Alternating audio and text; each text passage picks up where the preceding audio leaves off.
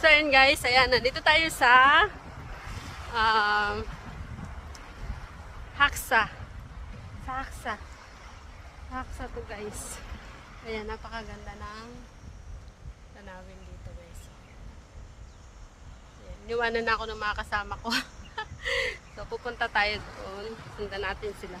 Mainit lang, pero ang oras ngayon ay 3:54. Ayan. 3:54 na guys. 3:54 na guys. So, kaya wala akong dalang tripod. So, napakainit pa talaga pagka ganito. Kasi dito, alas 7 na. May liwanag pa. Ang dilim talaga dito. Alas 8. So, yan. Napakaganda dito. Iniwanan na ako ng mga kasama ko kasi video kasi ako ng video. Siyempre, alam mo na. Ayan.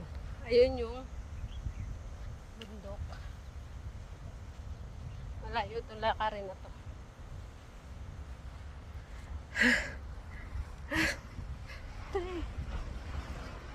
Maganda dito. Wala, sunog ang mukha natin dito. Sobrang init. Napakainit.